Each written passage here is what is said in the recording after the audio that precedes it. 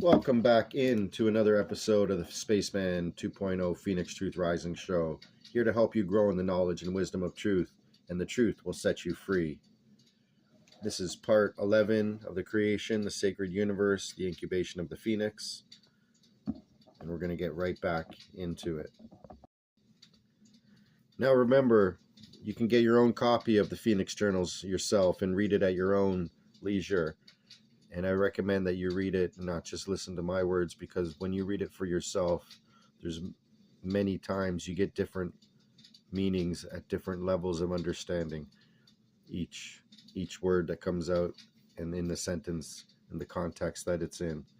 So with that being said, you can scroll down below and see my email and see how you can help to donate, and I can get a journal shipped out to you. So we'll get right back into part 11, creation story. This is not difficult to understand. What you have considered to be history, or in other terms, the evolution of the species, is only what you have been able to observe through the distorted medium of a fragmented and quite subjective intelligence, trapped within the past-future orientation of linear time. From such a perspective, the act of creation could appear as a progressive, sequential process. To the extent that you are able to identify with the spirit that gives you consciousness, however, it becomes a much simpler matter. You have yet to arrive. You are still on your way, so to speak. Sitting there, reading these words is only a reflection of your unconscious totality as it prepares to become fully revealed on the day of awakening.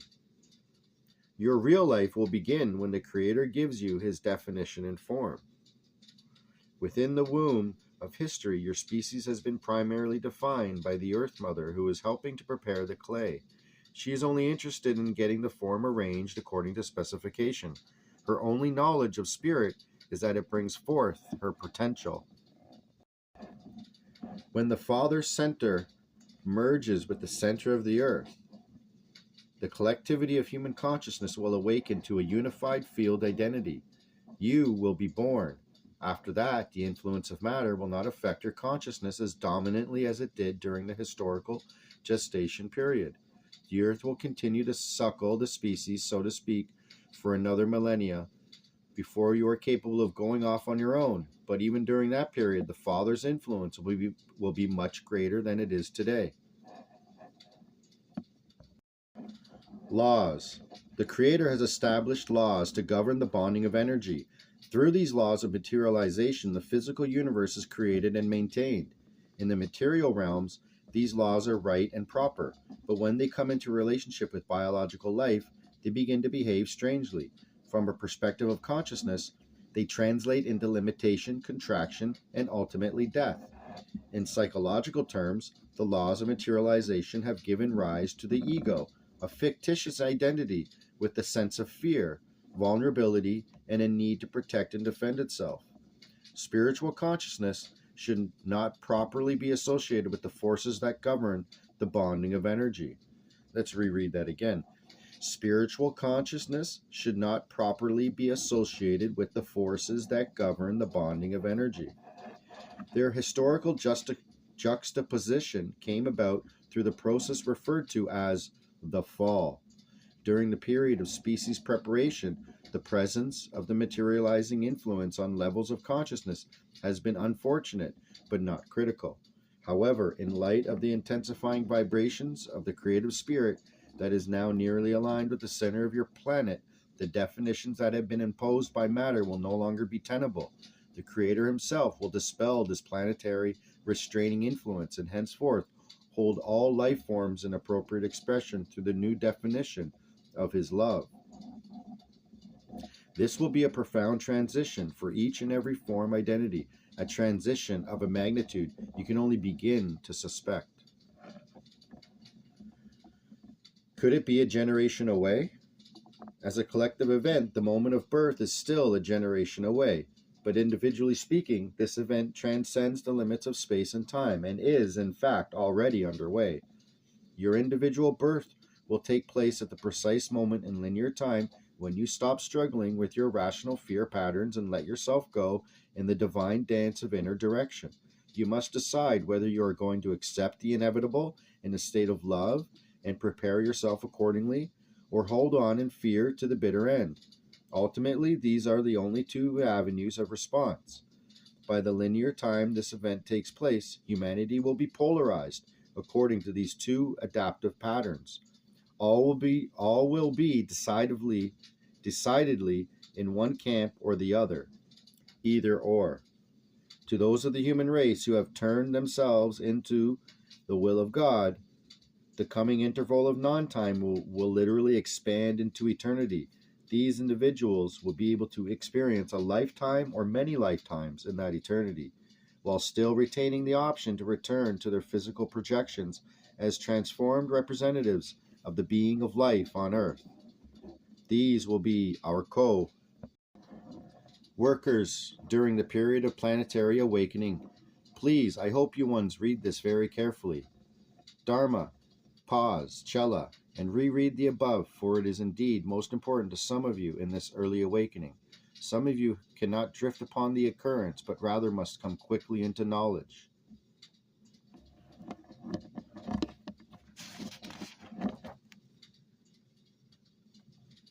Either or. To those of the human race who have turned themselves in to the will of God, the coming interval of non-time will literally expand into eternity.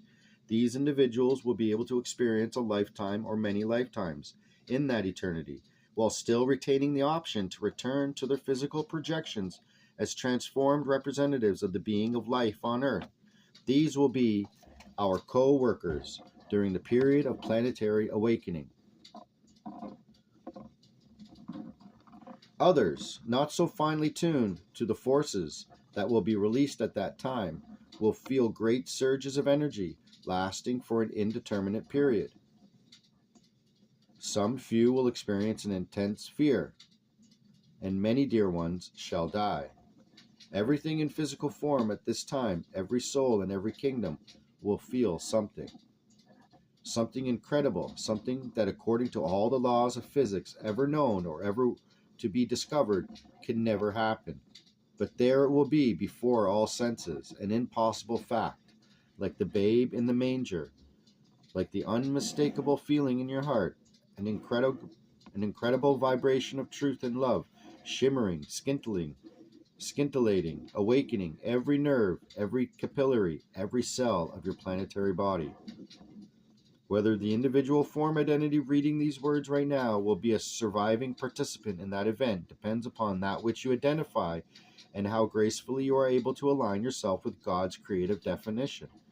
If you can identify with the flow of life through your essential planetary being and release all subjective definitions of who you think you are, you will play your part most joyously in the birthday celebration. God's definition of you in form is much greater than any could possibly imagine for yourself. During this present period of individual awakening, the first of the three creative periods, you are being given the opportunity to embrace this true definition as the cornerstone of your existence.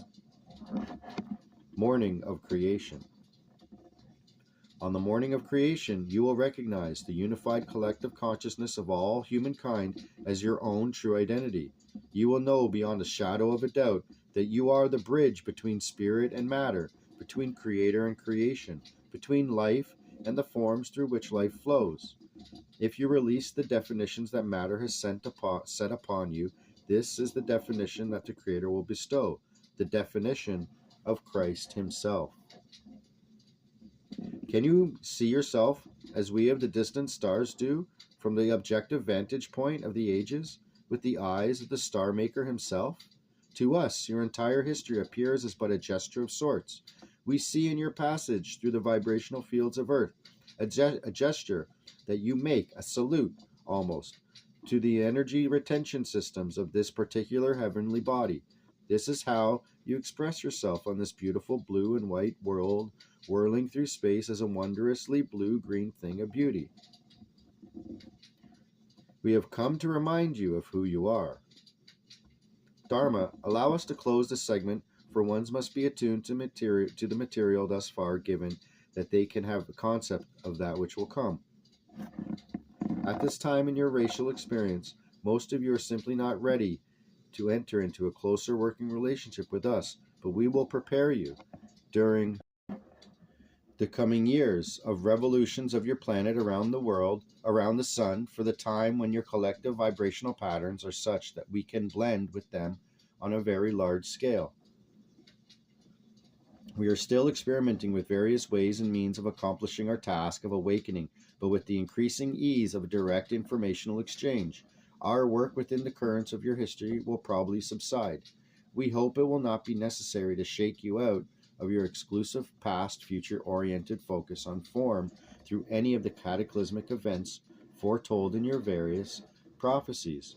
We will use these if we must in order to protect the biosphere of this planet, but if you follow through on the information we are clarifying, there is no reason why we should have to resort to such extreme measures. Through these transmissions and through many others like them throughout the earth, we are supplying you with more than enough information to enable you to restore your own equilibrium. As we go, we are allowing a certain amount of ecological destruction to take place without direct interference, because such destruction may help to precipitate a voluntary and cooperative return to a pre-fall state. You must come to understand that you structure these things yourself and not of outside doing. This would be far more meaningful than a return that is forced upon you.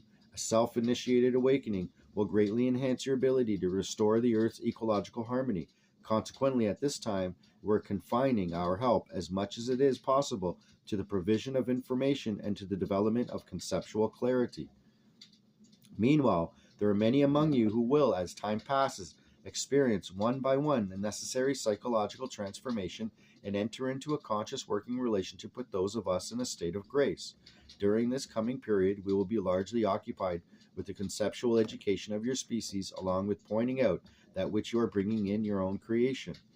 You must witness the errors of your creation in order to collectively form perfection and balance in that which you are now creating. As we move along here in this present cycle, we will be withdrawing our activity on a conceptual levels and focus more directly on physical and emotional levels. This is where the real work needs to be accomplished. The establishment of a conducive conceptual climate, however, is a prerequisite. As we move along, we shall be integrating past, current, and future perceptions so that you can look at the patterns in somewhat less confusion. May we abide together, you and us, that clarity becomes our focus and ability to comprehend is granted through grace of Creator. It is a joy to share in this wondrous experience upon the waves of the universe. Salut. hATONnn to stand by. So that's going to conclude part 11 with the creation story. Thank you for tuning in. I'll be back with another episode. This is the Spaceman 2.0, and